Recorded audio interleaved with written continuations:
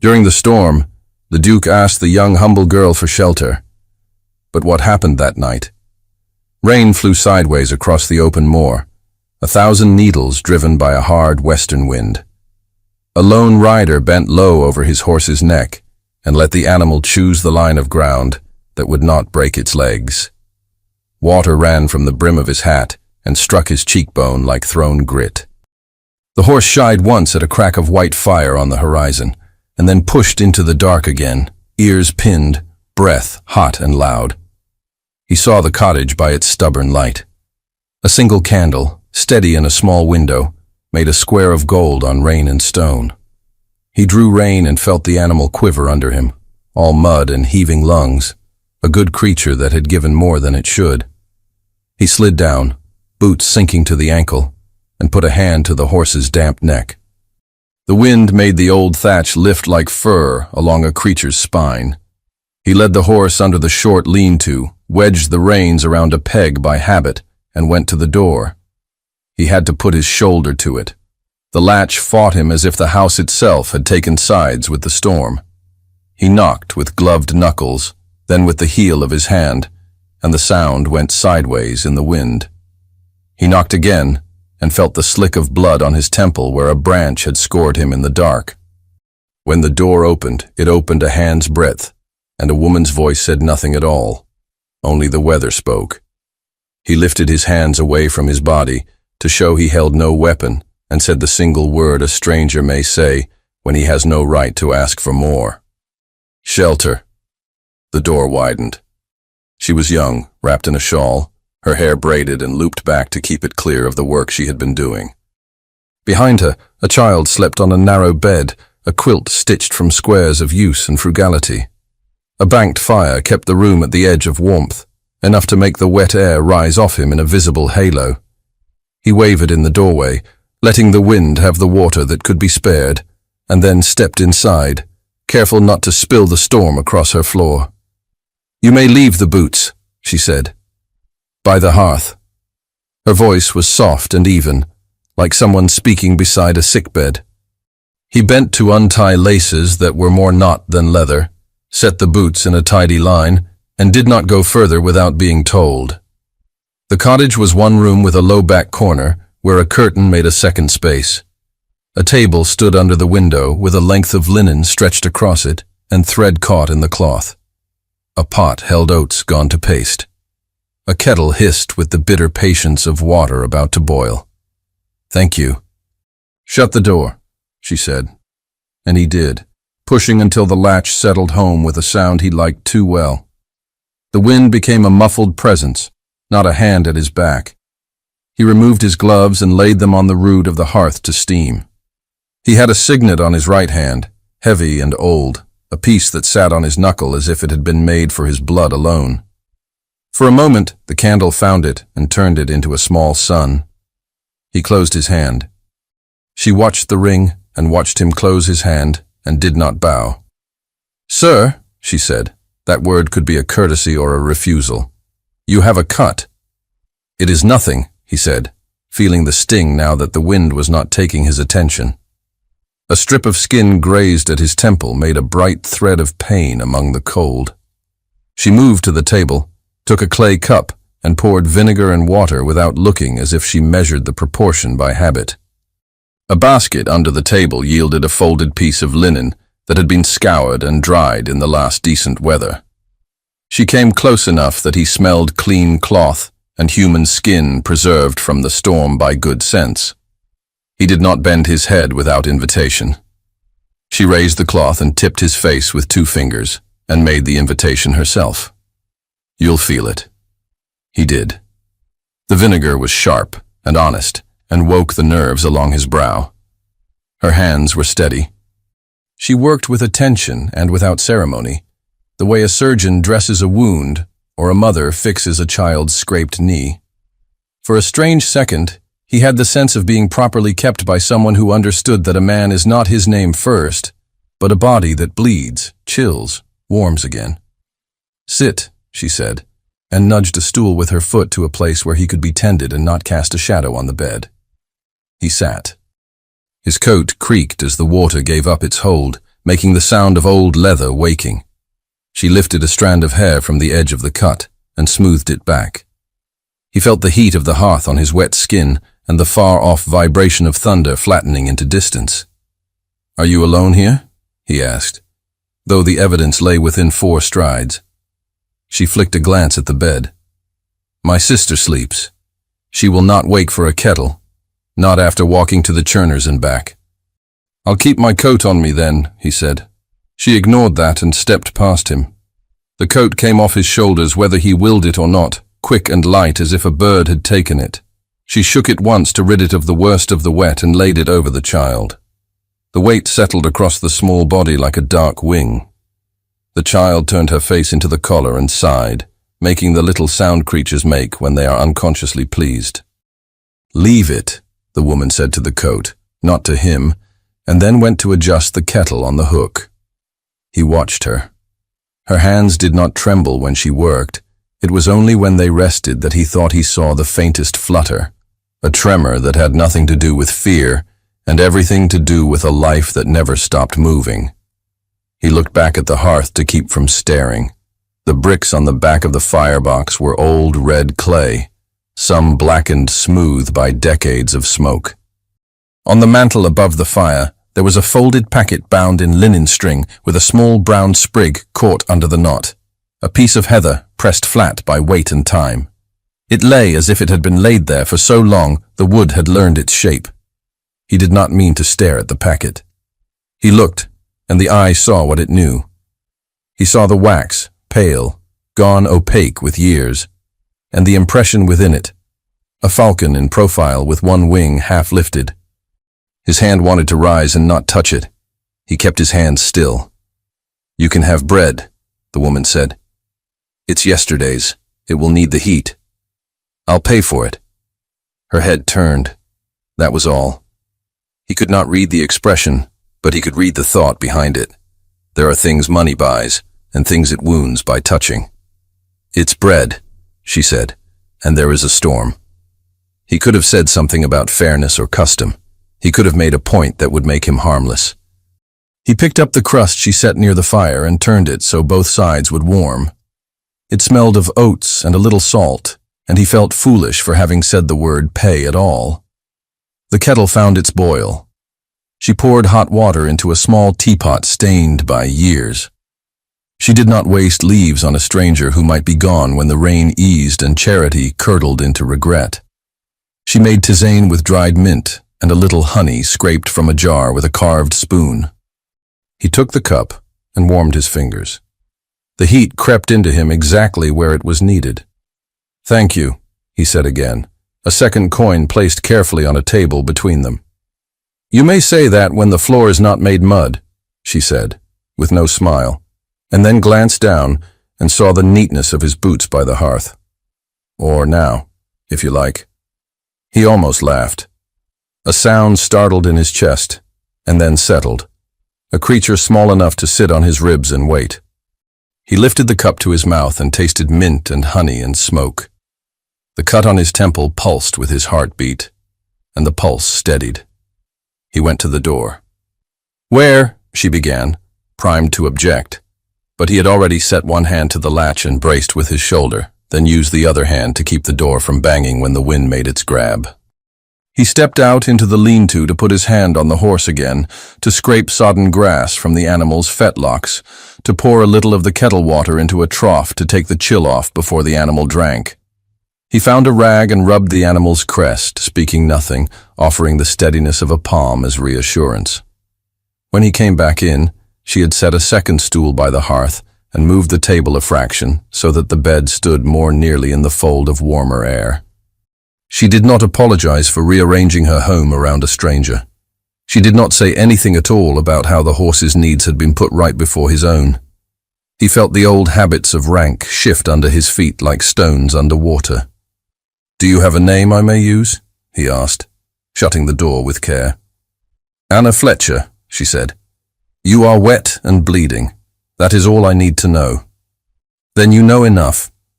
"You sound like a man used to words doing more than they do," she said, not unkindly, and took the rag he had used on the horse and threw it into a bucket by the door, as if it were an accusation that had been answered.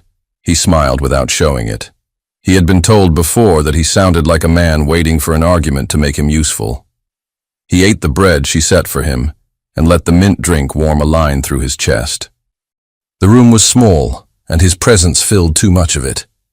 He placed his cup on the table and saw the length of linen stretched there, a seam running down the center, small neat stitches that would not be seen beneath a bodice or at a hem, and yet were made with the same care as visible work. "You sew for others," he said. She turned to the cloth as if he had pointed at a child. "I sew for bread and for rent." "There are wages paid for work," he said, because sometimes truths have to be said out loud to be born. "There are wages offered for surrender," she answered, and that was the first moment the room felt colder than the rain. He looked toward the bed again. The child breathed with a steady rhythm, the coat heavy enough to anchor sleep. There was a stray thread caught on the cuff, a bright curl against dark cloth.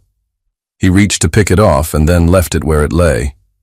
He had learned in other rooms that removing the small signs of life left by others could be a kind of theft. "You needn't be afraid," he said, and knew as he said it that assurance was a thing a man likes to hear himself give. "Of what?" she asked, not mocking. "Of me," he said, and then went on before silence made him a fool. "I will sit on this stool until the storm finds its end. I will not trouble your home beyond that." "Good," she said, his word and hers meeting in a place that was neither invitation nor dismissal. He sat. The minutes settled. The sound of weather went from rage to insistence, a drumbeat on thatch, a line of water down the window. The kettle's hiss softened. The hearth opened its heart wider and gave more heat. The air took on the faint, sweet smell of beeswax, as if some old memory had been warmed.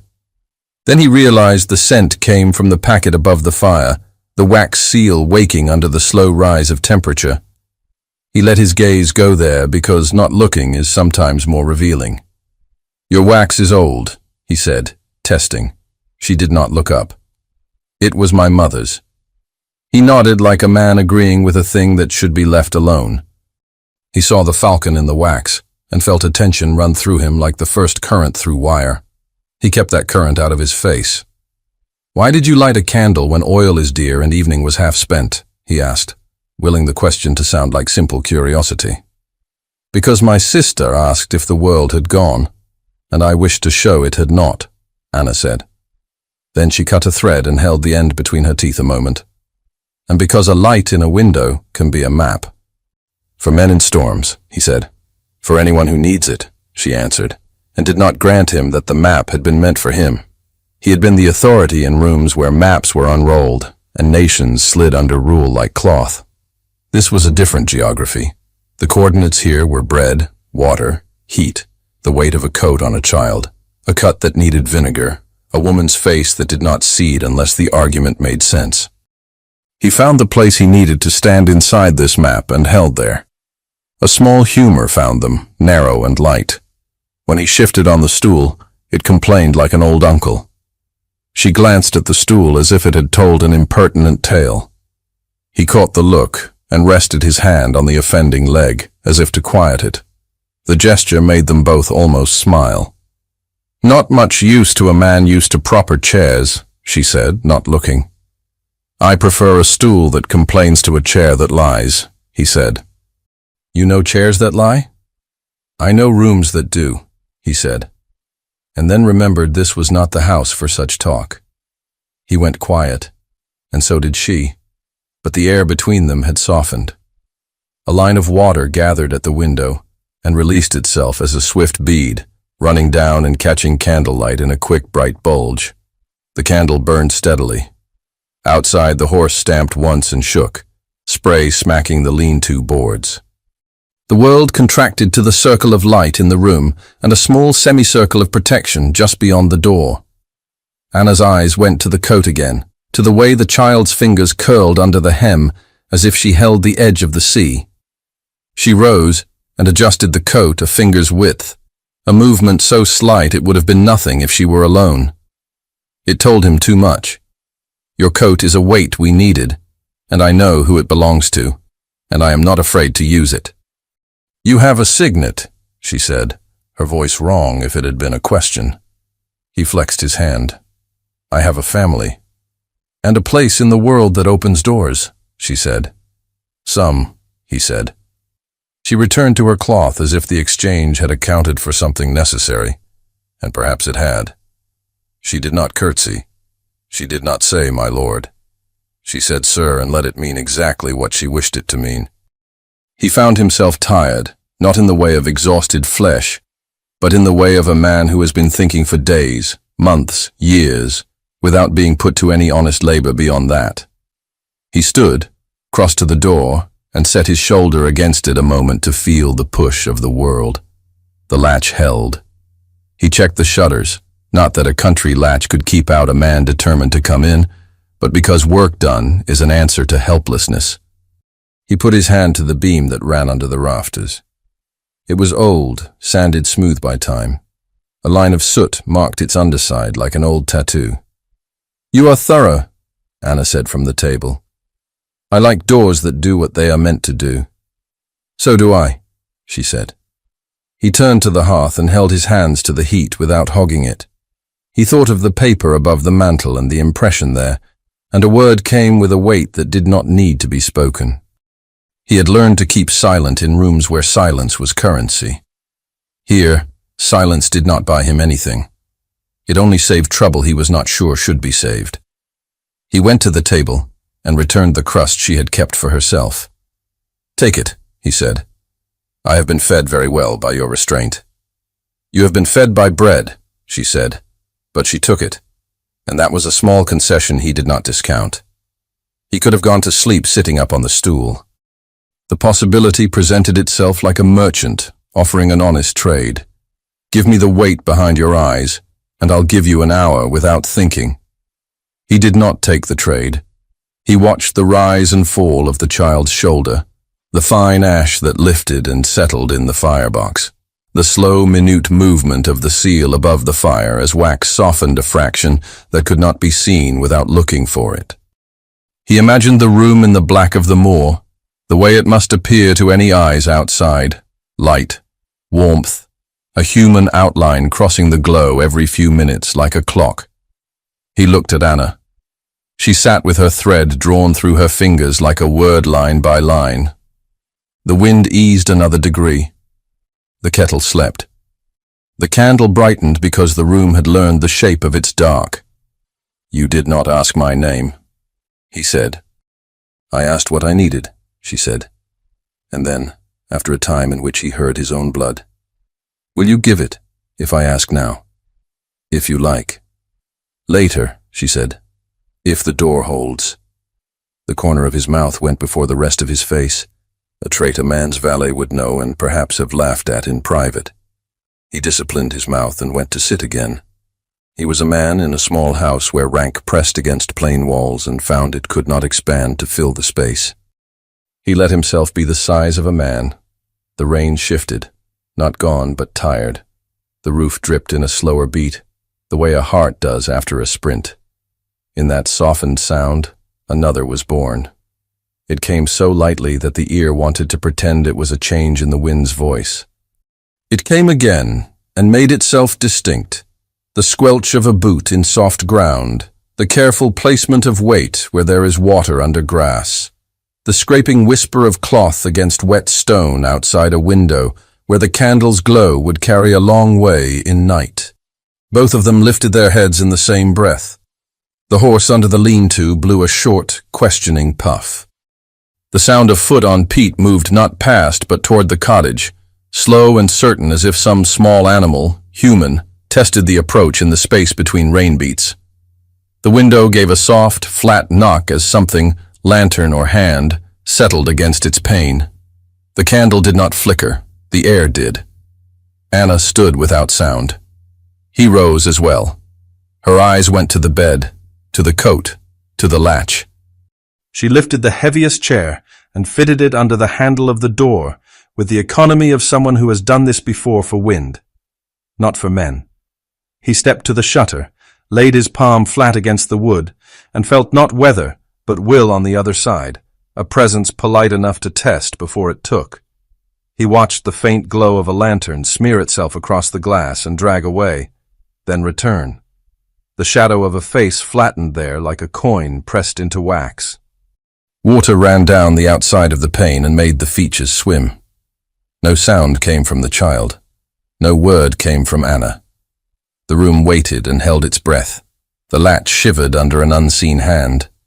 The latch shivered under an unseen hand. Anna pressed the chair tight beneath it and felt the wood take the brace. The door gave its unsettled little sigh at the added weight, a sound she had come to know in high wind, a thing between complaint and relief. This was not mere weather testing the join. A body stood on the other side, its patience pressed through the iron as surely as rain. She lifted her hand, palm down, to the man by the shutter. "Be still." He obeyed. He flattened that same hand against the rough board and leaned with the easy balance of someone who could gather power without moving an inch. The candle made a warm cap on his brow and left his eyes, for a second, pools without color. A sleeper's breath marked the bed in soft measure. The room held. Outside, the lantern's glow swam across the glass. It was held low, as a man holds flame when he wants to see without being seen by the lane. The light made a shallow lake of yellow on the pane, then pulled away, then returned as if its bearer had second thoughts. "Who's there?" a voice called, not loud. The words hit the wood and lost their teeth. Anna kept her voice to the shape of the room. "A house with a door that is shut." "You've got company," the voice said, curious in a way that had weight. "We saw the horse." "It is a storm," she said, and heard how thin that shield was. "Open," another voice urged, closer than the first, younger by its impatience. The lantern knocked a bump against the shutter. The knock was small and ordinary. 1,000 such sounds happened between neighbors. It still made the hair at Anna's neck rise. She lowered the lampwick until flat tin and glass glowed dull, and the room's edges softened. Shadows no longer threw clear on the wall. It was something. She could not banish the candle. The child muttered when the dark pressed too close. The child slept now with the heavy coat for a weight. Meg had always slept like that, as if needing the certainty of a hand. She slid one palm along the table as if straightening cloth. Her fingers found the packet above the mantel without looking. The sprig of heather, sealed there years ago by pressure and longing, brushed her knuckle. She lifted the packet down, quick, heart thudding, moved to the table, and set it beneath the loaf where heat would loosen crumbs and make the hiding ordinary. Beeswax touched by fire spoke a ghost of sweetness into the room. The scent threaded into the storm's iron taste and made its own argument. The man by the shutter shifted. The leather at his shoulder spoke a low creak. He glanced at her hand near the bread, and something like comprehension moved along his face. He did not look long. He let his gaze return to the wood beneath his palm. "Say nothing," Anna breathed. "I will say nothing," he answered. Not even the small courtesy added to dull the edge of a command. There was no hurt in the way he took it. Meg slept on, indifferent to strangers and to men outside taking inventory of other people's lives. Anna tugged the chair another fraction tight under the latch and listened for more than sound. The more spoke in many voices. Men in weather sounded different than a storm itself. They had a way of pausing. Men paused because they expected to be answered. "You need help?" the first voice asked, almost kind now that curiosity had learned it was not alone. "We've a strap for the latch." "We have a chair," Anna said. "Plenty of men have had chairs." The lantern knocked the shutter again, as if to test the truth of that. She thought of how few things stood between women and the world when men chose to test a door. Her stomach went cold and then hot. She had made bargains with winter and with the woman at the churn. She had not made any with men who came in the night to establish stories. "Go on," the younger voice whispered, its caution false. "Look in the gap." She moved to the window with a cloth, as if it were merely her habit to wipe away condensation. She held the cloth up to the pane so that any eye outside would see only the wavering blur of fabric. The lantern's light struck the linen and made it glow milk white. The distance of a breath and a board between face and face rarely felt so thin. The man inside the room, her guest, she would call him that for now, nothing else, shifted the heel of his hand on the shutter, as if feeling for a weak point in his own resolve. Anna felt the question rise in her. Do we outweight them? Is outweighting even a choice when a whole village owns your time? He turned his head a fraction toward her, enough to ask with his face, but not with his mouth. She answered with her chin. Not a word to them. Wind took a new voice and whistled once at the eaves and died. The horse under the lean-to stomped and let out a breath. Anna caught the smell of animal and wet leather. She had known poorer nights. It did not change that she felt stripped down to her name and a single candle. Anna, the older voice tried, as if he should have that right. It's us. She knew a good half of the village by their steps and by their ways with a question. She would not give him his name or take the gift of recognition from her own mouth. Names made paths. Paths made doors easier to open. Go back, she said. My sister sleeps. So we see, the younger said, laugh folded thin into the words. Wrapped up fine. She felt the heat rise at her neck. She thought of pulling the coat off Meg so that the room would look less like a picture waiting to be interpreted. She thought of leaving it as armor against what would be said about her care. She left it. Turn the wick, she said to the man without looking. Lower it again. He did, and the room shrank to what was essential. Hearth, bed, the table where hands made work into food. The candle steadied into a smaller still star. The shutter caught one more small knock like fingernails on a door. It took all her calm not to slam the palm of her hand there as if anger were a hinge. You'll make your own trouble, the older voice said, a prophecy dressed as neighborly lore. Then let me carry it, she answered. Silence fell. Not absence of men, absence of speech. Their bodies remained as surely as the wall did. She could hear, when she stopped hearing the rain, the sound of breath outside. One man breathed through his mouth and then remembered and shut it. If you need a witness, the younger murmured, sudden sly. We are a parish full of them. Anna felt the knot of the heather press against the loaf through the cloth, a small hard thing that said, stand. She let her hand stay there a heartbeat longer. Then she lifted it and smoothed the linen with a calmness that was not the same as surrender. Go, she said, and tried to make the word contain both prayer and command. Find your own roof. The lantern withdrew a handbreadth.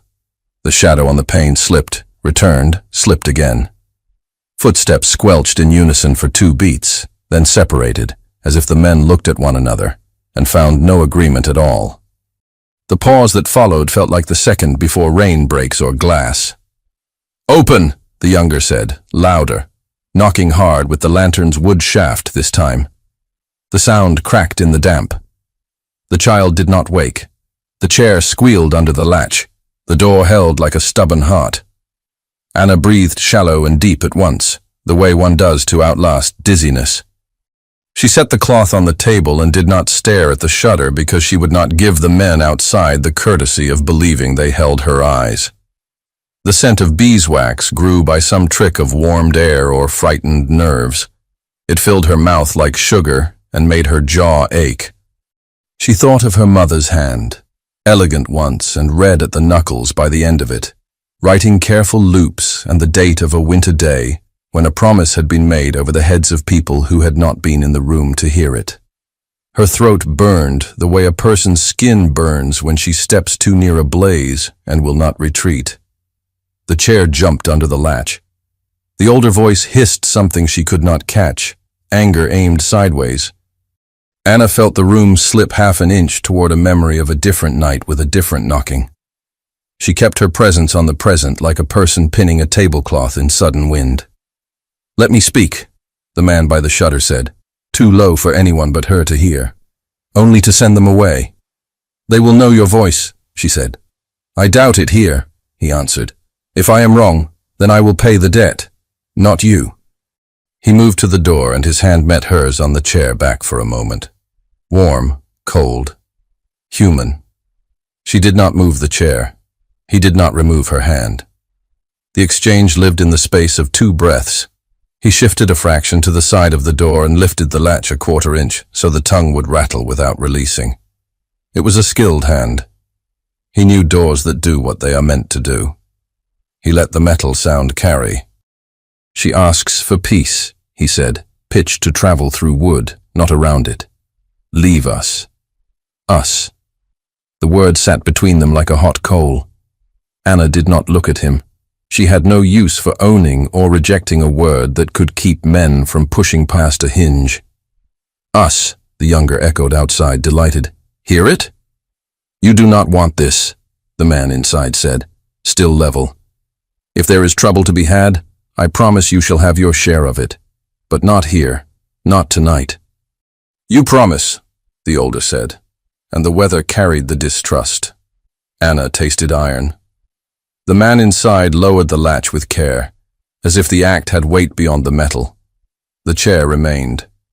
The shutter felt alive under his other hand. The room's pulse climbed to match the men outside and fell, stubbornly, to match the child's sleep.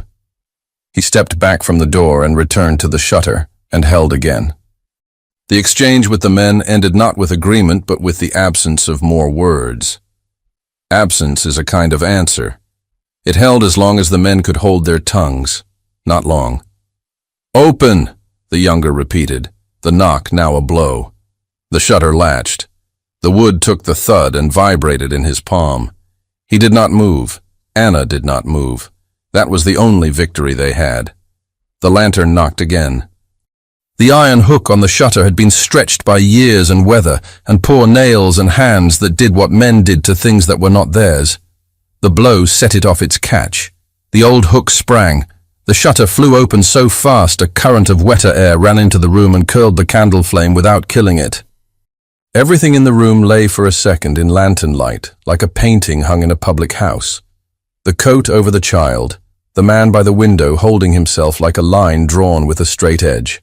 Anna standing square, her hand on the back of a chair used as a brace rather than as furniture.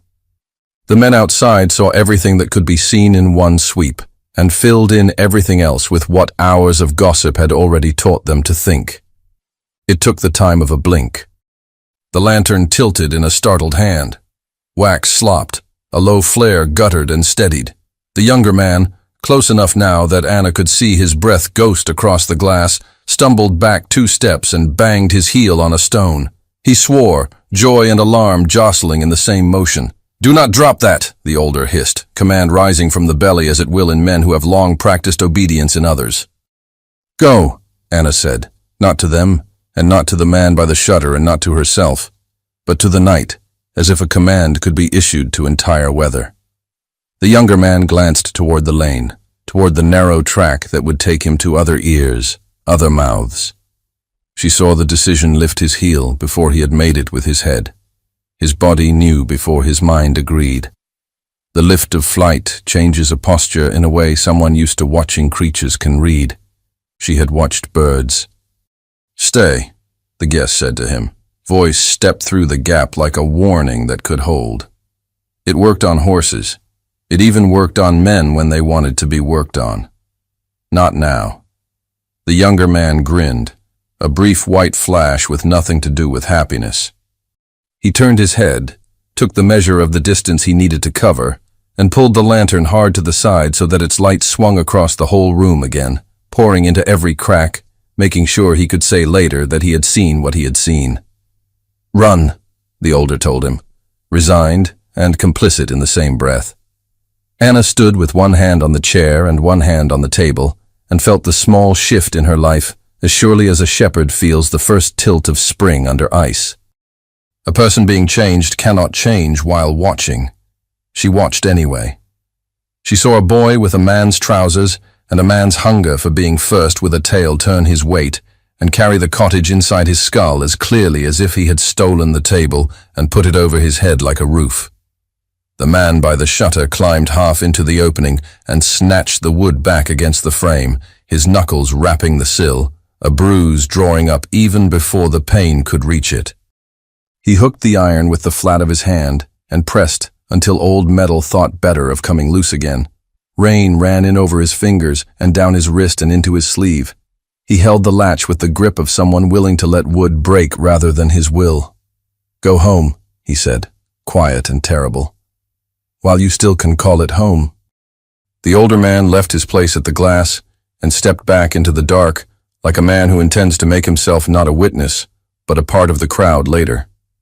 The younger man made the choice that would be his to live with. He set the lantern at arm's length and made light into a blade to cut a way forward. He turned and ran for the village. He ran, and the dark took him. The other man lingered one breath longer, as if weight and weather could hold him steady, then slid away toward the lane with a shuffle that wanted to pass for dignity. The shutter sat under the guest's palm, vibrating with the echo of the blow that had thrown it open. Anna pushed the iron hook tight and wedged a sliver of kindling into the old hole, a small correction for years of strain. The candle steadied. The wind lost one of its voices. She did not move the chair from the door. She listened, the way a person listens for a crying child in a crowded market, separating what is theirs to answer from what is the world's noise. The horse gave a soft, disapproving snort.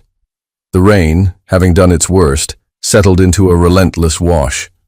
Somewhere across the moor a fox barked, a single strike like the snap of dry wood on a hearth. Her hands remembered tremor, and then let it go. Work has a way of knocking terror from fingers. "We must hold until morning," she said, and the word must contain everything she could not keep out. "We will," he answered. "You make a word do a great deal of labor," she said, but the sentence did not quite bite. "It is the only kind of labor men like me have learned," he said, dry as old bread. She did not give him the relief of a smile. She reached for the kettle, hung it nearer the heat, and ensured the banked coals would carry them forward. The child slept on under a borrowed coat that had become an argument in cloth. Anna's hand went to the loaf on the table and then away, hovering. The packet was not safe above the fire. It was too visible to someone who wanted to see everything. She slid it under the bread and then set the blade of her knife on top, as if she were guarding nothing more dangerous than a heel. "Sleep if you like," she said to him. "I will keep the chair and the shutter." "Sleep seems ambitious," he said. "I will watch." It was a night built for endurance and small mercies.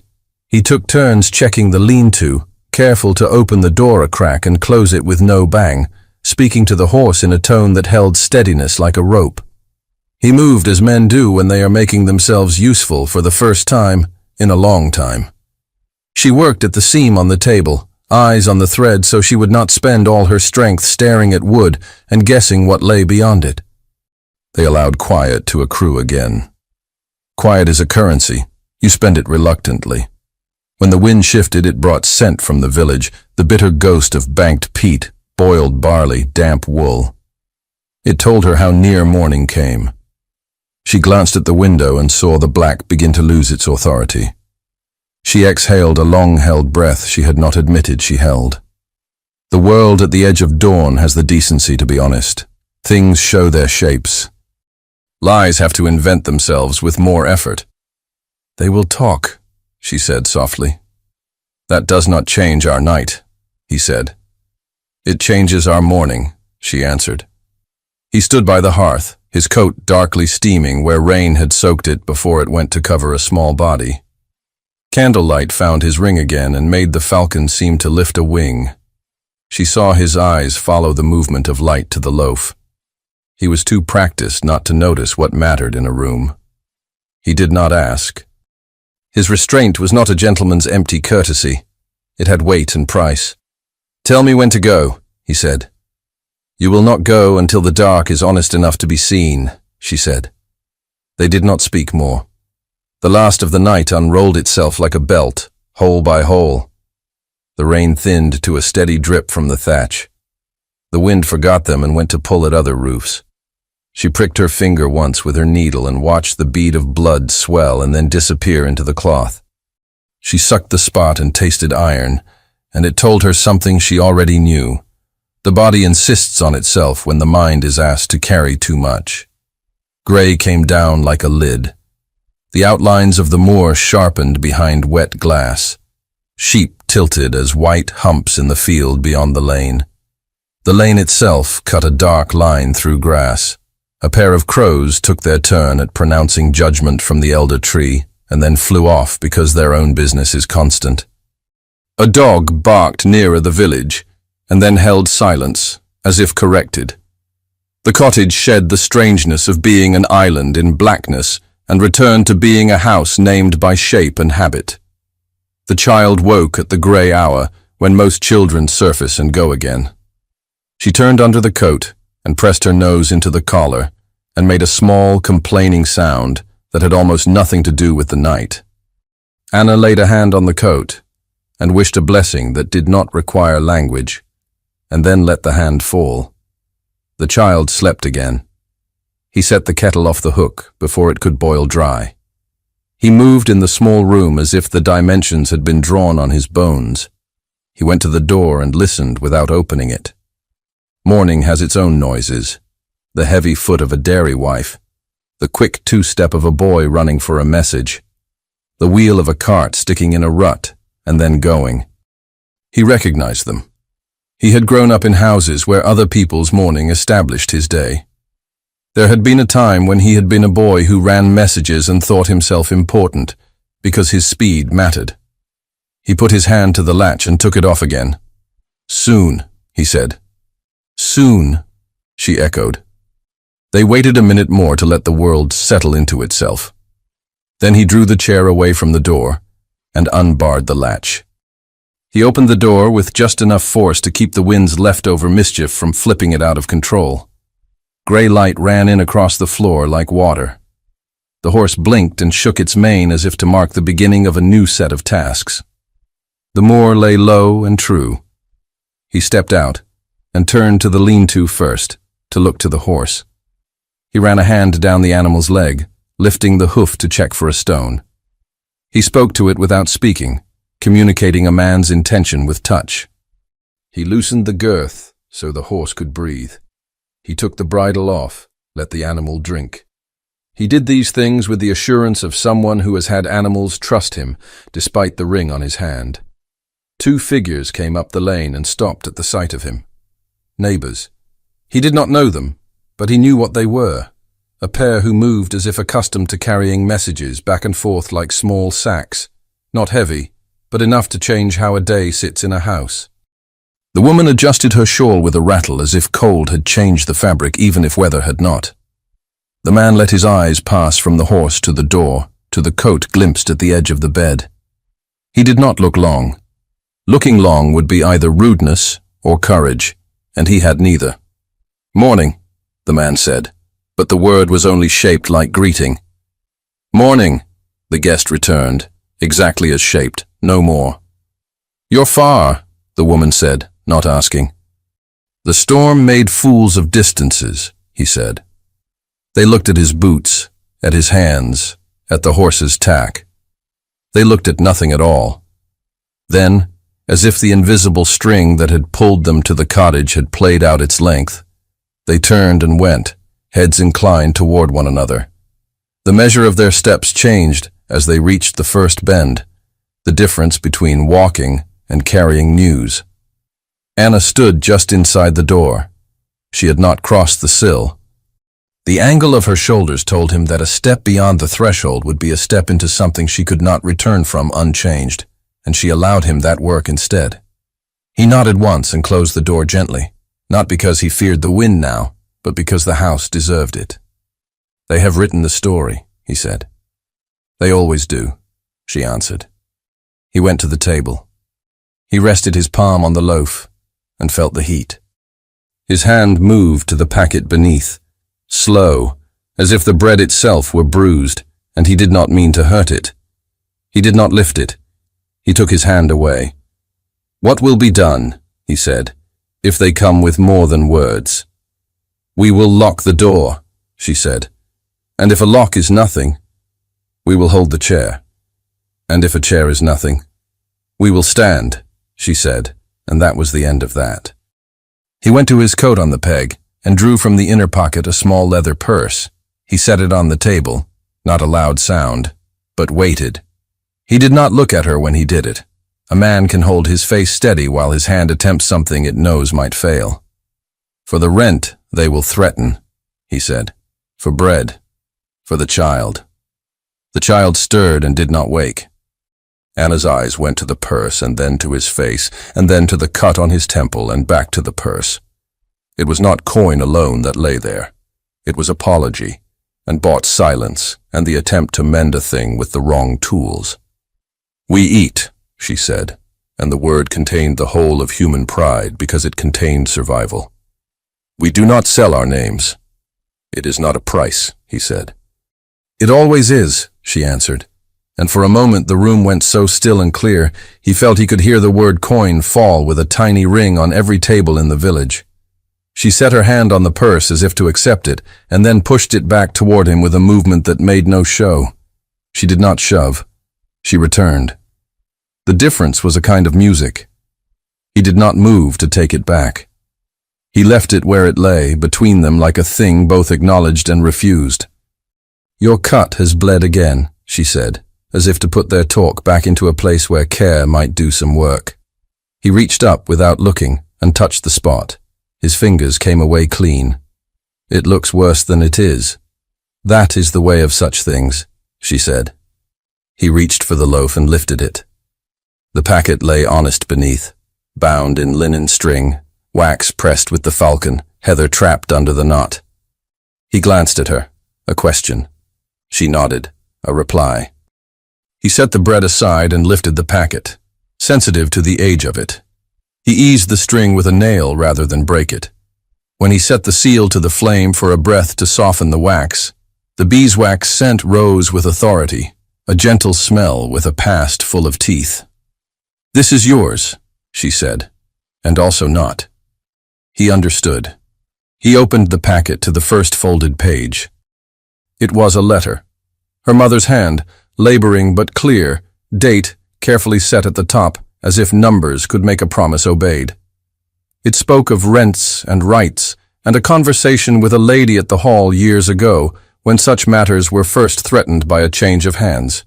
It named the steward as a man who had come with such papers in his bag and had left with promises in his ears and calculations in his ledger that had not matched kindness. He turned the page and found another sheet.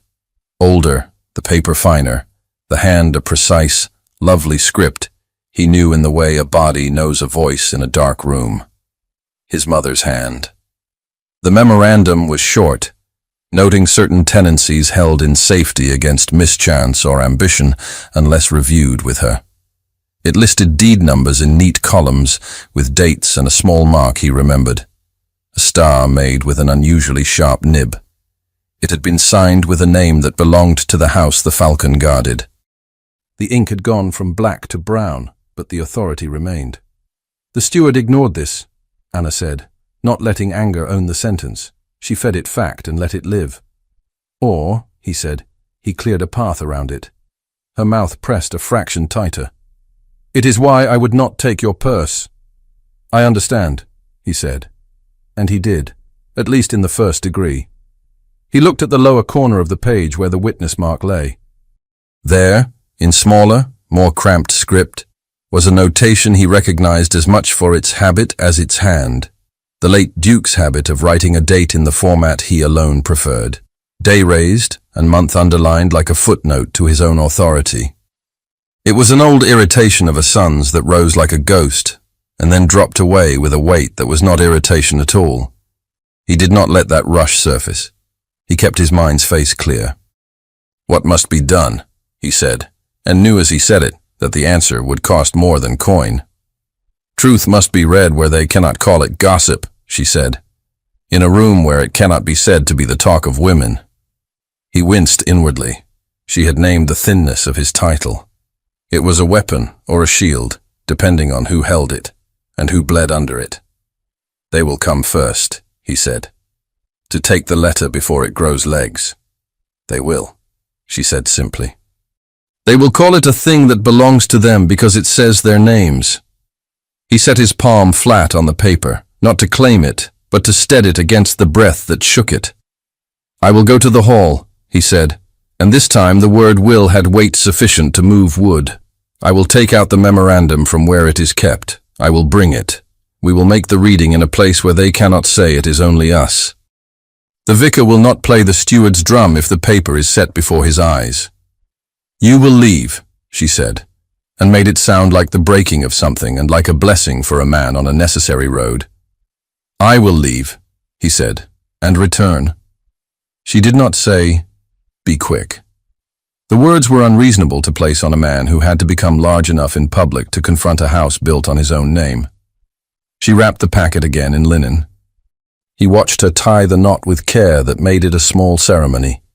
He knew better than to put his hands in it.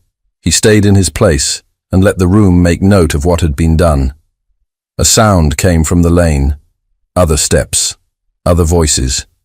Not the cowardly press of a night curiosity, the squared tread of purpose.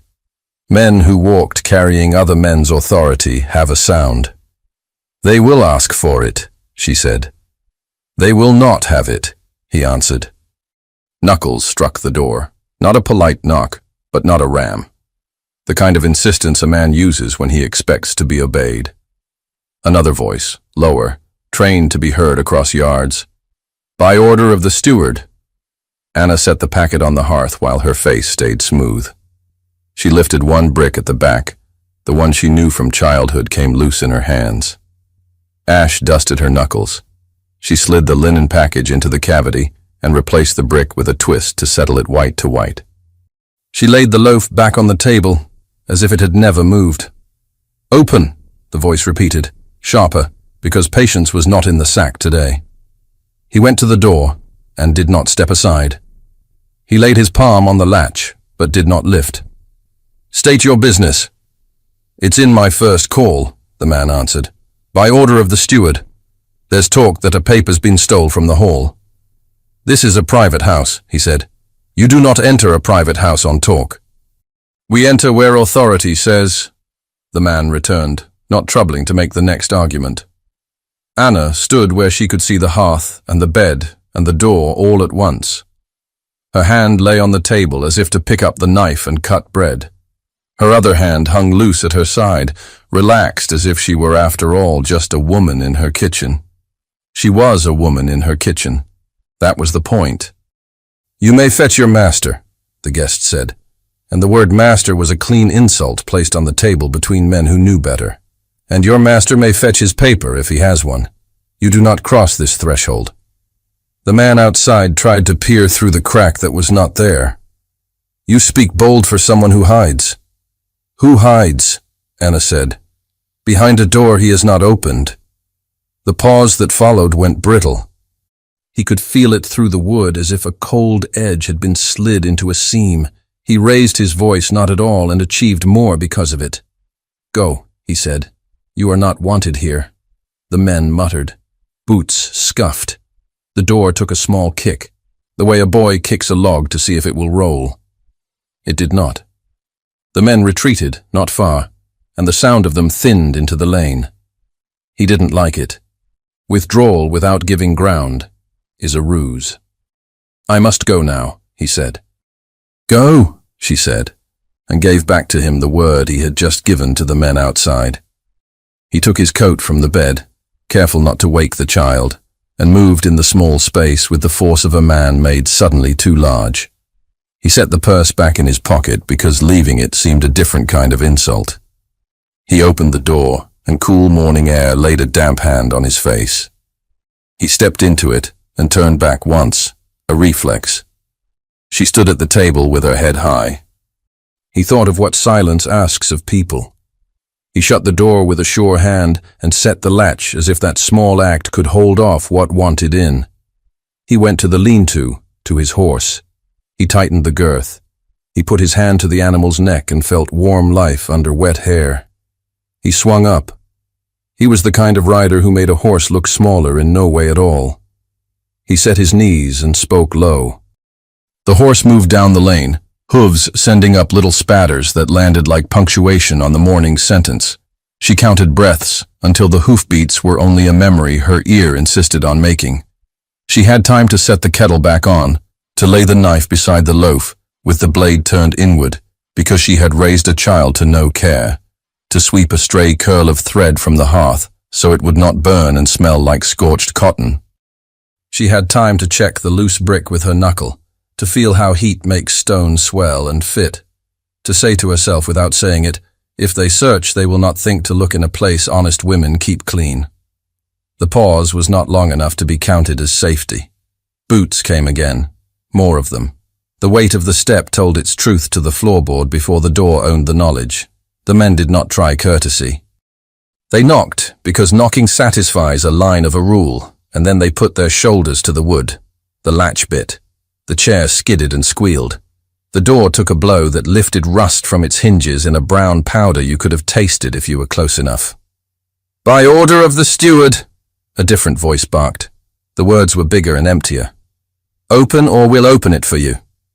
"Wait for the master," she said, loud enough to be heard, quiet enough not to sound like begging. "You have no warrant." "Warrant's in my fist," the man said. She did not reply. Reply would be a thread they could take hold of like thieves taking a sleeve. She put her hand on the chair back the way you lay a hand on a horse about to shy, to communicate without words that you have a will and it is calm, and it is not going anywhere. The first blow made the latch groan.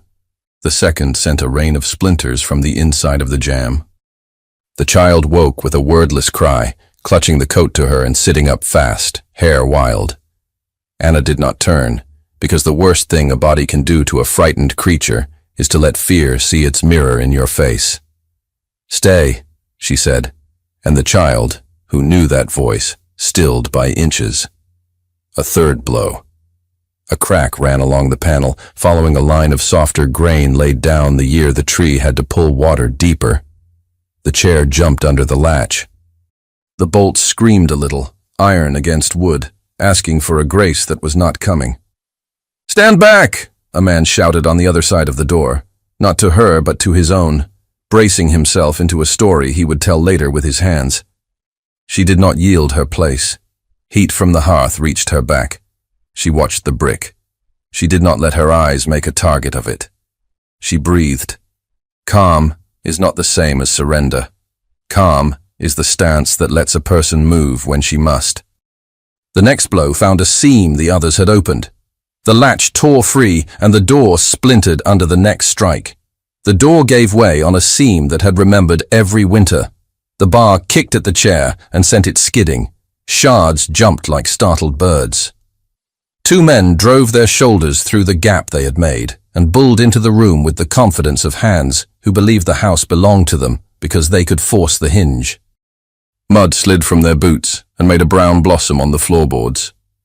Anna did not step back. She took one pace to the side so Meg could see her if the child looked up. The poker leaned by the hearth. She did not grasp it as a weapon. She laid her hand on it, as on a shepherd's crook, to steady her own body. Her palm was blackened. Ash took the sweat from her skin and made courage feel like a physical thing. "By order of the steward," the taller said, chest heaving in excited triumph. "There's talk of a paper that belongs at the hall."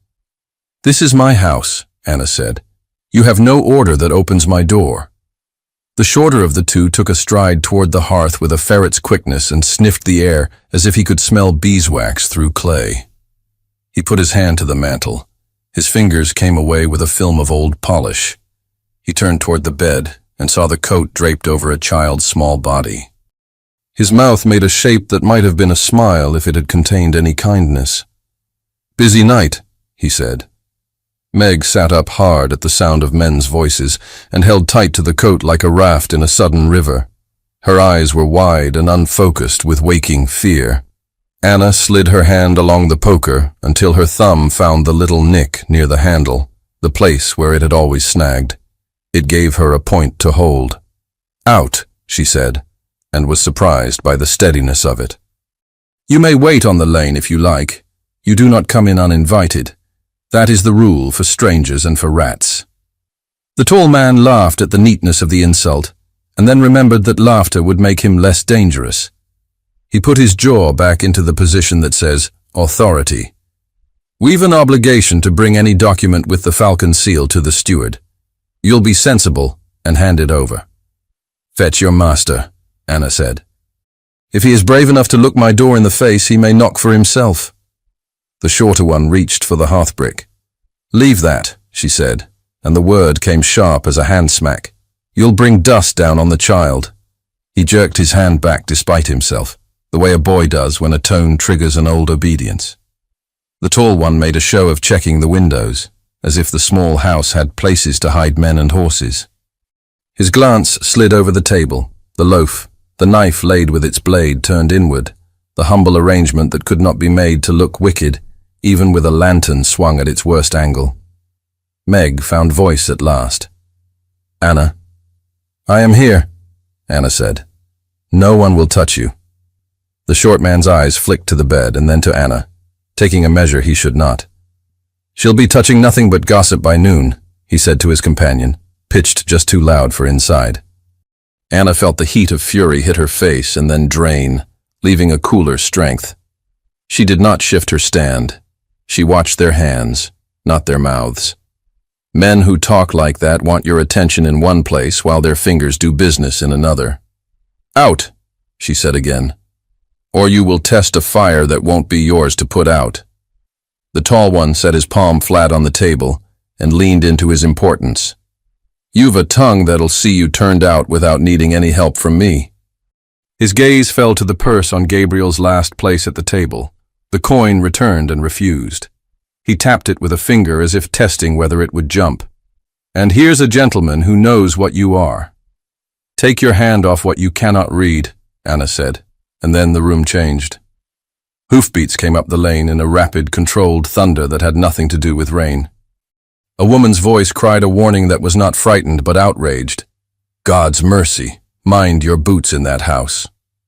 The tall man turned, so confident a moment earlier, and then lost that confidence the way a candle loses authority in full daylight. Gabriel took the threshold in one stride and filled the gap the men had made with his body. He had not had time to dry fully, water still threaded from his collar into the line of his neckcloth. His breath came hard from the ride and held no apology. Behind him stood Mrs. Talbot, with her shawl pinned like armor, and two stablemen who were not men of the steward's choosing. They were men of the estate, whose loyalty had been trained by daily bread and habit, and a certain housekeeper's eye. You will leave this cottage at once, Gabriel said, voice ironed flat by a will that did not need height to make itself tall.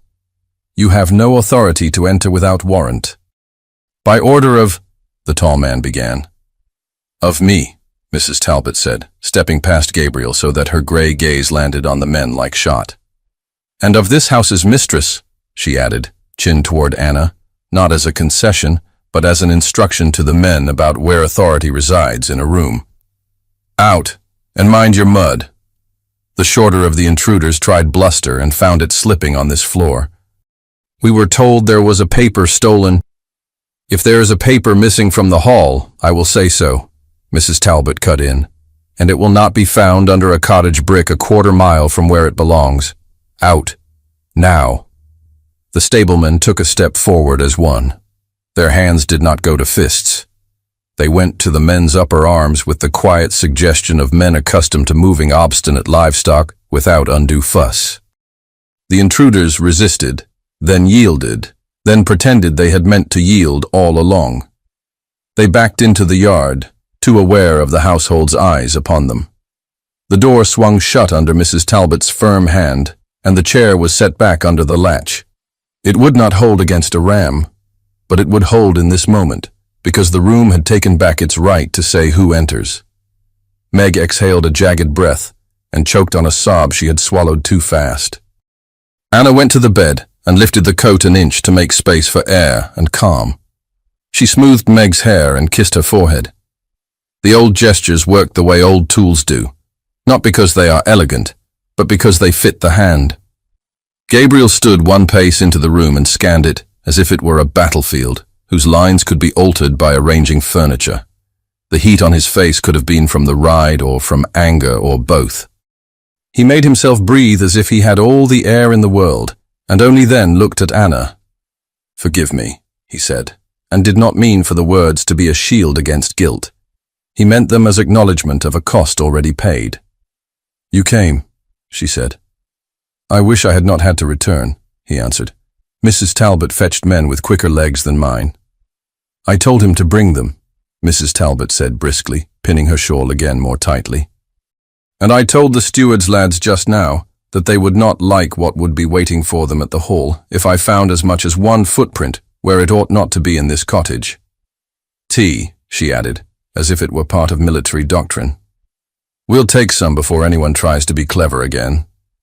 Her gaze went to the hearth as if to measure heat available for necessities. Her eye slipped near the loose brick and made no sign that it had seen anything amiss.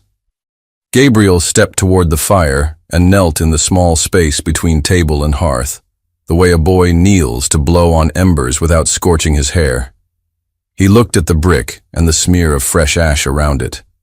He felt the smallest rise of its corner under his knuckle. He set his hand against it, as if steadying a thing that might otherwise tip, and pressed it home. He did not lift it. He chose not to ask. Anna saw him make that choice. Her chest loosened in one hard ache. "Go to the hall," Gabriel said to Mrs. Talbot, rising. "Take the key to the North Records room from the hook above the scullery door. Bring the memoranda she and I spoke of, and the rent roll for the last 5 years. Mrs. Talbot nodded once. "And if the steward says the door is not to be opened?" "You will open it," he said. "And if he objects, you will remind him that his authority is to keep my books for me, not to hide them from me." "Quite," she said, the small word carrying a world of satisfaction. She turned to the stableman. "You too, with me. We will have paper before noon if we have to pull the shelves down to find it." They left at once, their departure making a clean hole in the room that let quiet come back in. The cottage felt both larger and more exposed. Morning light skated across the floorboards where rain had made them shine. The door wore its wound openly. The chair held the latch in place like an old friend doing its best. Gabriel took a breath and let it out slowly. For the first time since entering, he let his attention rest fully on Anna. He saw the lines of strain at her mouth, the way her hands, when they had nothing to hold, made fists, and then unmade them. He measured the space between them and did not cross it. He did not intend to mistake gratitude for invitation. "I am well," she said, unhelpfully, because it was what a person says when her whole house has been turned into a threshold. "Meg is shaken." "I was a fool to leave you with that door," he said. "You were not," she answered. "You went to fetch what we need." "We," he repeated, tasting the word as if it might scorch his tongue. She lifted the kettle and set it aside so the coals could be pulled forward. Her movements were neat, the economy of a woman who has counted pennies in breath. "We," she said again, "if you do not mind sharing a word." He almost laughed because the only thing he wanted to share just then was the temper that had been trained out of him by a house that required its men to be colder than their grief. He set his hand on the table with care, as if the boards might bruise. "I have sent Mrs. Talbot for the late Duchess's papers," he said, "and the rent roll. I will send a man to the vicar. Reverend Pierce knows the difference between a parish matter and an estate matter. He also knows when both are one and the same. We will make a reading in the village hall." Anna did not flinch at the word hall. It is where people are made to stand and be made an example of. She wore it like another winter. "He will come?" she asked of the vicar. "He will," Gabriel said. "And if a magistrate can be found, he will be asked to attend. If not, the parish book will bear the weight until the law can take it from us." "We will not wait long," Anna said. "The waiting is where men like the steward do their work." He nodded. "I have no appetite for delay." He went to the door again, opened it a crack, looked down the lane. The steward's men had gone. A woman from 2 doors over stood at her fence with a basket of kindling balanced on her hip, pretending that the angle of her head did not give away where her attention lay. He closed the door and set the latch again, then turned the chair a fraction to give it more bite. He wanted to say something about safety. He knew better. He offered, instead, a plan. "One of the stablemen will go to the church now," he said, "and ask Reverend Pierce to open the hall as soon as he is able. I will remain until Mrs. Talbot returns with the documents, and then we will go together." "We will go together," Anna said, the echo a kind of courage. A fragile humor offered itself, and did them both good. Gabriel gestured at the ruined door. "And this?" "It has earned its rest," she said. "We will mend it after the hall, if we are allowed to come home to it." "We will be," he said, and the "we" there felt less like an argument against the world, more like a statement of intent placed on a ledger line. Meg slid from the bed, feet seeking the warm patch of rug by the hearth. She watched the adults with those direct eyes children carry until we train them to look aside. "I'm hungry," she said, apology hidden under courage. "Then we eat," Anna said. She cut bread with the knife turned outward now. She spread a bit of honey and pinched salt atop it the way she had learned once from a woman who showed her that poor food can be made brave if one has a pinch to spare. Meg took the slice with both hands, gratitude parsimonious as hunger. Gabriel stood back and let the sight stitch up a small rent in him. "You have not eaten," Anna said to him without looking. She could not allow herself that softness without shoring it up with a task. She cut another slice and held it out. He took it with a caution he reserved for debt. He ate standing at the hearth, warming the bread in his hands, as if to keep from robbing them of something they could claim for themselves. "Why did you come back?" Meg asked, direct, eyes on the tall man's face. "Because I had not finished what I began," he said. "And because they were unkind," Meg said, lowering her voice as if the men might step out of the kettle. "Yes," he said, and left it there. Mrs. Talbot returned sooner than any of them deserved. The door opened under her precise hand, and she came in with a flat bundle secured with green ribbon and tied again inside a shawl against the wet. One stableman followed, carrying a leather-bound ledger with both arms, as if it contained more than sums. The other went off without being told to the church, as if he had heard the plan through the door as easily as through a mouth. "Found where it had been put," Mrs. Talbot said with satisfaction, sharp enough to cut twine. "Someone had placed a later copy in front and left this behind where no one lazy would look. I am many things. I am not lazy." She set the bundle on the table, untied it, and showed the neat columns in a hand Anna had seen once and Gabriel had grown up knowing. The document, when opened, made the room suddenly larger, as if paper could push walls back. Gabriel bent over it, and his breath left him in a controlled line. "There it is," he said, "and there, and here." He tapped the deed numbers with a finger that did not truly touch. He glanced toward the hearth and felt the remembered bee-sweet of old wax. "We will take these to the hall." Mrs. Talbot's gaze swept the room and returned to Anna, landing with the weight of respect. "You will come," she said, making it a sentence rather than a question, as if she could bully the world into recognizing that this woman had rights in the room where rights were written down. Anna nodded. "I will come." Gabriel looked at her and allowed that the word "we" had lengthened and thickened since he had spoken it last. He did not name what that meant. He went to the peg and took his coat and shook it out. He moved to the ruined door and examined the breakage, then set the chair in a different orientation so that the latch would sit more securely. He could not repair the world. He could make this one hinge hold until they returned. "Before we go," he said. He turned to Anna, and for a second his guarded manner dropped like the breath before a plunge. "I will ask you to be at the vicarage while I fetch the steward to the hall." "I will not hide," she said. "I ask for your safety," he said. "You have the paper," she said. "What I am is part of it." He shut his mouth on argument. She was right. It would be a different reading if the woman named in the paper stood beside him, neither bowed nor bought. He inclined his head, a small bow that acknowledged a sovereign where none had been thought to stand. "We will go now," he said. He lifted the packet from where he had pushed the hearth brick tight and gave it back to Anna's hands. She wrapped it again in her cloth with the care women keep for bread. She laid the heather sprig in the fold, as if to remind the room that promises can smell sweet, even when they have been forced to live above smoke. She tucked the bundle into a basket and covered it with a length of plain work, a dress half-hemmed that had paid for oats and lamp oil and would now carry a different debt. Mrs. Talbot took up the rent roll and the memorandum, her mouth set in the line that made servants stand straighter as she passed. The stableman who had gone to the church returned and nodded once. The hall would be opened. The road between cottage and hall was short and long at once. Gabriel turned to the child. "Meg," he said, and waited until she looked up. "You will walk at my left." Meg considered this like a queen, and then nodded. She slid off the bed and set her small feet square. Anna took the basket up. She looked once at the brick, once at the table where refused coin had sat, once at the coat that had kept a child warm when words could not. Then she lifted her chin.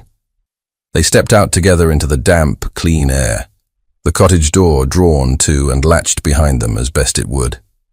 The lane held footprints and the last shine of rain, and the village waited with its doors cracked and its eyes full. The moor smelled of wet heather and something like iron, the scent of blood and change.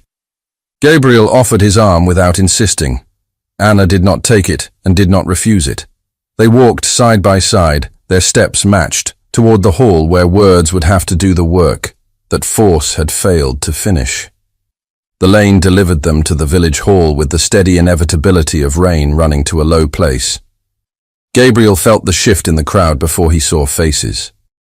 A hush that was not courtesy, but calculation. Doors stood ajar, boots scuffed, shawls tilted.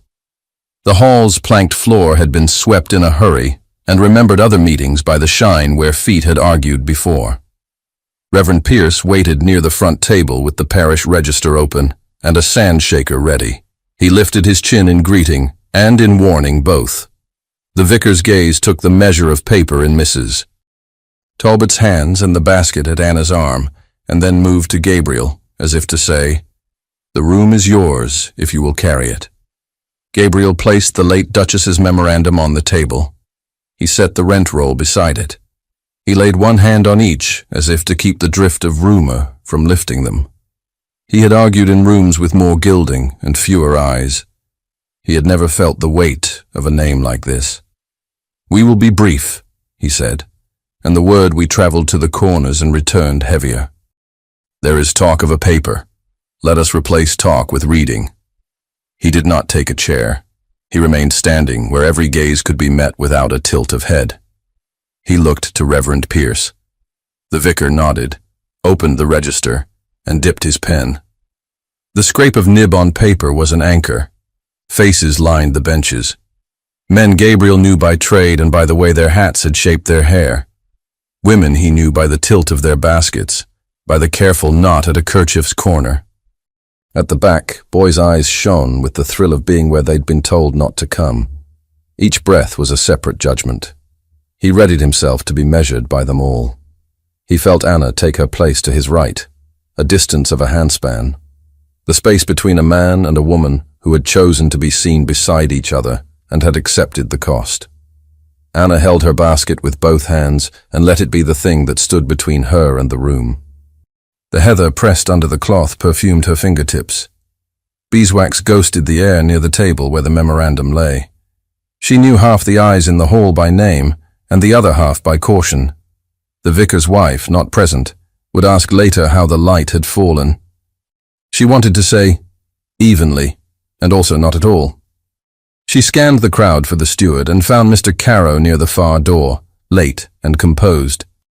He entered with two men who always walked a step behind him, as if they had once been footmen and had not been able to stop.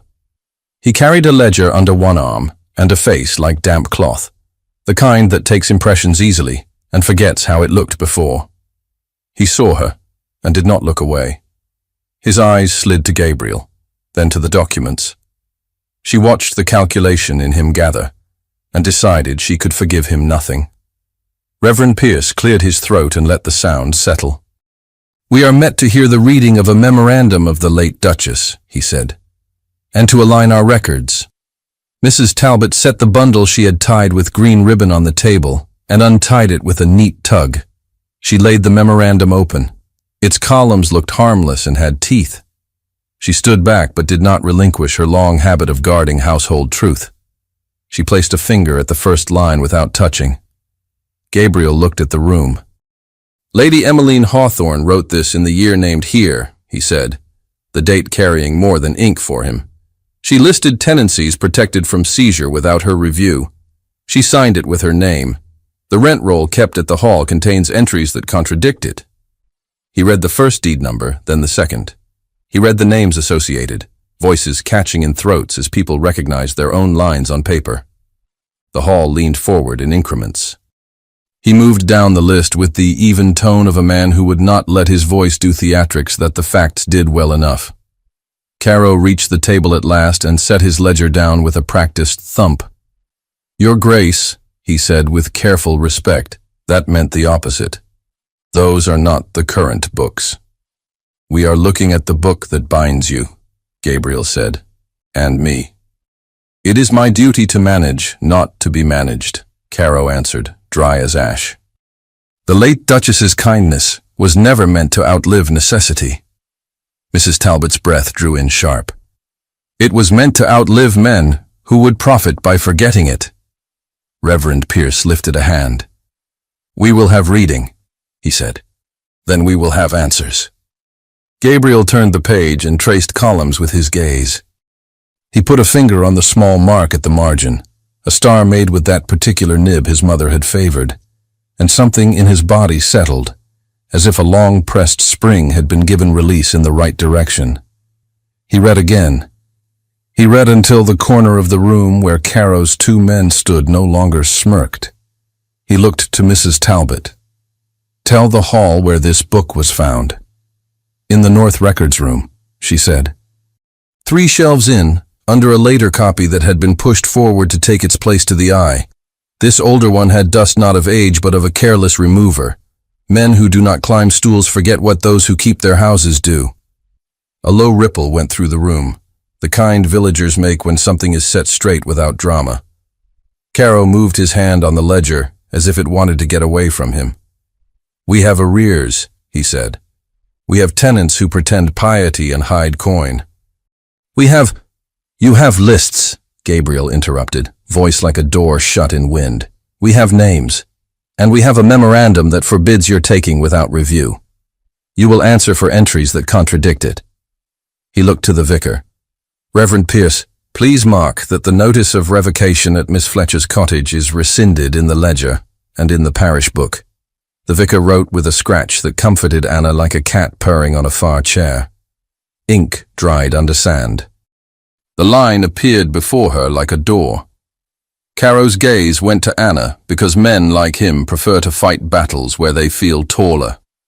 "You had a man in your house," he said to her, loud enough to reach the hard ears at the back. Anna did not raise her voice. "I had shelter in my house," she said. "He had a storm at his back."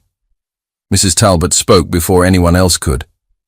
"Miss Fletcher's door opened to charity for a man caught by weather. When I arrived, the gentleman stood by the fire. The child slept under his coat. The room was decent. That is what I saw." Her testimony fell like a bucket of clean water. It washed the floor and left corners unashamed. Gabriel did not flinch from Caro's move. He put his hand on his signet and knew what it meant. He reached for the small stick of wax the vicar kept nearby for seals, and warmed it over the candle until it softened to malleable honesty. He tipped it to the lower corner of his mother's memorandum, below her name where space remained like an invitation written to him long ago. "Your Grace," Reverend Pierce said softly, not warning, but witness. Gabriel pressed his signet into the warm wax. He held it there long enough to feel the impression take. When he lifted his hand, the falcon stood beside its twin. 2 wings, one name with another. He did not perform. He let the room take the act and make of it what it would. "I affirm the binding force of my mother's protection," he said. "I affirm it upon my office. and I declare restitution for those whose rents were taken beyond what is just under this memorandum." Caro's composure collapsed in tiny ways that only practiced eyes could love. The corner of his mouth slipped, a finger tapped, then stopped tapping. He reached for offense and found none that would hold. "You will ruin us with your sentiment," he said. "I will mend what you have cut," Gabriel answered. "You are suspended from your duties pending full account. Mrs. Talbot will keep the keys to the records room.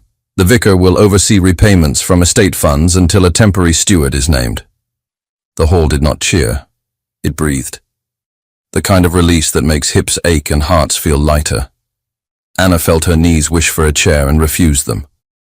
She stood in the full beam of consequence with her basket in her hands and watched the room change around a table. She had seen men attempt to force change at doors with their shoulders and fail. She had not expected change to be written by a hand steady enough to keep the ink from blotting. Caro tried one last line.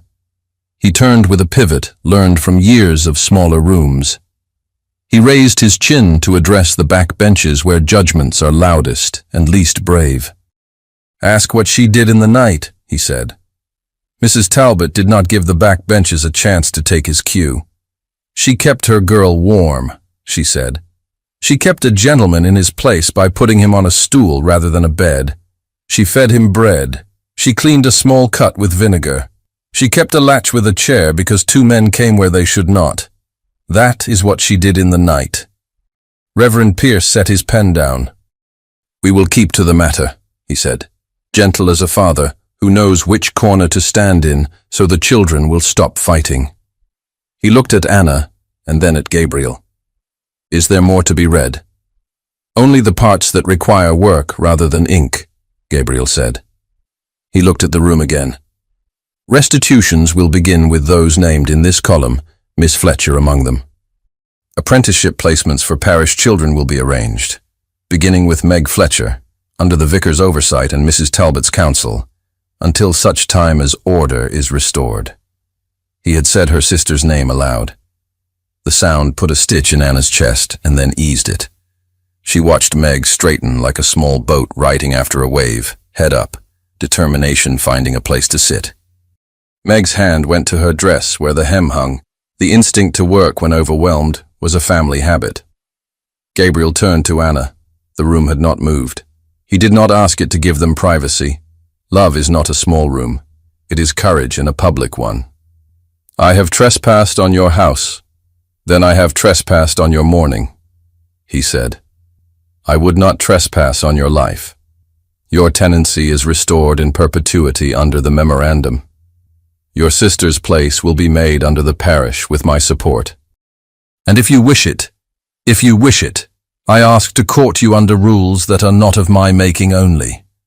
The room shifted as bodies made space for hearts they were not accustomed to carrying. People who had come for scandal found themselves present at a different sort of reading. Anna looked at him and saw not a ring or a title, but a man holding himself in the right shape for this request, square, steady, without flourish.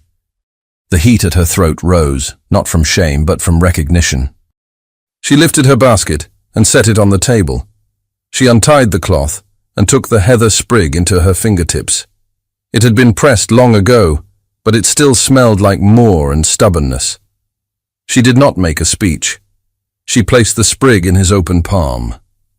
"Keep this with the other promises," she said, "and we will see if the weather in our two houses can be made the same." His hand closed, not to capture, but to shelter. Emotion moved across his face, as if a lantern had passed.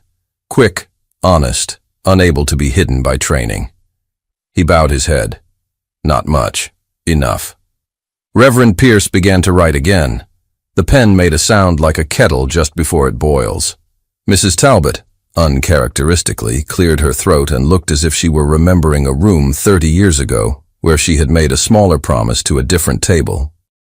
Caro stood fixed for a last second, like a man deciding whether to be a villain in defeat or merely a small man whose time had come. Then he stepped back, stripping himself of the center he had borrowed for years. The formal part went forward with the dull rhythms that make lives livable. Names were called, lines were noted. The vicar's sand dried the ink that would protect bread for months to come. Gabriel handed out not coin but written commitments. He let others witness him do it. It was not drama. It was a new habit laid down in the presence of those it would serve. When the press eased, the hall did not empty. It loosened into knots of talk. Women corrected men's versions before men could carry them home. Boys whispered and failed to be quiet about it. A few came to Anna, touching her sleeve with the polite bravery of those who want to be near the center while insisting they are only passing by. Mrs. Talbot tugged at her shawl. "We will go now," she said, and the we held enough iron to make the road safe. "The house wants closing, and the door wants mending." Gabriel looked to Reverend Pierce. "You will keep the registers," he said. "I will keep them," the vicar answered, "and I will keep the men who think they know better near enough to be taught." Gabriel offered his arm in the sight of everyone. Anna laid her hand there, light as a promise, not as a possession. Meg took his other side, uninvited and unquestioned. The three of them stepped into the lane, Mrs. Talbot following with the memoranda secured, the rent roll cradled, as if paper could be warmed against a person and taught where to belong. The walk to the cottage was quieter than the walk away had been. Gossip has less work to do after truth has taken its place. The moor smoked under late sun, as if two contradictory weathers had been asked to share a field. The elder tree shook water from its leaves and returned to being only a tree. At the cottage, the door looked weary and a little proud. Mrs. Talbot clicked her tongue at the broken place and sent one of the hall's men for a plank and a new latch. While they waited, she commanded tasks with the pleasure of someone who has not often been permitted to do so in public. "Move that chair. Sweep those splinters to the side. Set the poker where a child can't catch it with her skirts. You, your grace, hold this wood while I set the nails." Gabriel held wood. He did it well. The sound of hammer and nail made a rhythm that felt like a decent end to a day spent on words. Meg fetched small things proudly and took instruction with the seriousness of a clerk before a great book. Anna watched, the flint in her heart softening into something she did not yet name for fear of scaring it away. The latch went in true, the door shut clean. Mrs. Talbot tested it twice, then patted the plank the way one pats a good horse. "There," she said, and stood back. Gabriel stepped into the cottage and knew it differently now. It was still one room, still small, still containing bread, kettle, cloth, and a bed made of everything but indulgence. Yet the air had changed. The storm had left other weather behind it, the kind people make for one another. He looked at the hearth. He looked at the mantel. He looked at Anna. "May I?" he asked. She nodded. He took the memorandum that belonged at the hall and did not touch it. He allowed Mrs. Talbot to tuck it into her bag where it would be returned. But he lifted the folded packet that had lived here and laid it back on the mantel where it had rested before, the heather's stem aligned with the wood's grain. He laid his signet hand briefly over it, and then took it away. "Keep it there," he said, "not as a weapon, as a marriage between paper and bread." Anna's breath caught, not at the word marriage, at the way he had placed paper and bread in the same sentence. Meg crawled onto the bed and tested the new latch with her ear, listening to the click, and then smiling as if a music box had been wound. She curled under the coat, not because she feared, but because habit had learned to seek that weight. "It smells like you," she said, unembarrassed. "It smells like rain and horse," Gabriel said. "And bees," Meg added, because the packet was warm again, and the room had learned the scent of its own promise. Anna went to the table. She poured water into the kettle and set it on. She moved with deliberation, letting ordinary actions read like a prayer answered. Gabriel crossed the small space between table and hearth and stopped one pace from her. He waited. He had decided long ago to learn a new kind of patience. He would practice it here. "Tell me," she said, "what your mother would say of today." He let himself smile a little, as if at a private remembrance. She would say that a house cannot be kept by pride alone. It must be kept by small promises recorded and honored. She would say that there is no better way to make a name than to keep one quietly. And of me, that you are the kind of woman she made those stars in the margin for, he said, even if she did not yet know your name. Silence opened then, not a gap, but a field. The kettle began to whisper. The new latch clicked, settled into its new nature. Outside, the more remembered sun. I will not have you ashamed, he said. The words came out low, and the raw edge of them was not from fear. Not of me, not ever. If you feel shame because of me, I have failed. She raised her gaze without flinching. I will not be bought. Then buy me, he said. And if he had been a different man, that would have been a trick. Here, it was truth. With your yes or with your no, I will hold either if it is yours. She reached for the heather sprig where he had laid it in the fold of the mantle. It was small and rough and brave. She held it in both hands the way one holds a spoon at a sickbed. She stepped close enough that he could count the darker threads woven through her hair. Yes, she said, on terms that will sometimes cost us. He exhaled, then laughed quietly, as a man laughs who has been granted a mercy he nearly dared not ask for. He raised a hand and stopped a breath from her cheek. May I? She tipped her face into the space he had left. He kissed her brow, slow and reverent, his mouth resting where thought shapes itself. It was not claim. It was the beginning of a vow aloud. Mrs. Talbot made a small sound that she pretended was only about the kettle. She made for the door on a pretext she did not bother to invent. I'll see to the lad with the nails, she said, and went to find an errand that would leave them with their heir. Meg watched with her chin propped on the coat's collar. Will you be here in the mornings? She asked, as if a man could be measured in bread and dawn light. If she will have me so, he said. She will, Meg reported, expert and satisfied. She liked the way you held the brick. Anna's laugh came like a crease eased from cloth. She laid the heather on the mantel again. She set 2 cups on the table and a third for a child who always drank with her elbows dignified.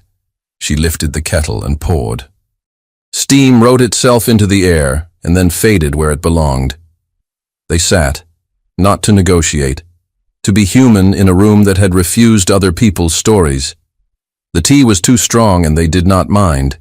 He reached for the bread and broke it and gave the larger half to Anna, as if he would always be dividing this table with her in that ratio. She took it without demurring because she understood the language of his fingers. When the cups were nearly empty, and the warmth had sunk into their bones and made new courage, he rose. He went to the door and tested the latch again, because habits are vows in disguise. He turned and found Anna watching him. She was not shy. She was not bold. She was exactly what this day had required, equal. He held out his hand. She did not take it. She linked her arm in his instead, the way one walks in lanes where the ruts threaten to throw you off balance if you walk alone. They stood under the low beam and knew they were taller together. The letter lay above the hearth, the heather marking it like a green oath. The new latch clicked. Outside, the moor breathed. Inside, bread cooled and the fire lowered itself to an ember that will rise again at dusk. The name on the wax had found its answer beside it. The storm had laid down, and in its hush, 2 lives began to speak in the same weather. Thank you so much for listening to this story, all the way to the end. We hope it moved you as much as it moved us while telling it. We'd love to hear your thoughts. Leave us a comment telling us where you're listening from and what you liked the most. Rate this story from 0 to 10. What score would you give it? If you enjoyed this story, don't forget to subscribe to the channel and leave a like as a show of support. That really motivates us to keep creating and sharing more stories full of emotion and life lessons. And before we go, we want to remind you that an exciting and heartwarming story recommendation will appear on the final screen. If you'd like to enjoy it, just click on the video. Thank you once again for being here, and we'll see you in the next story.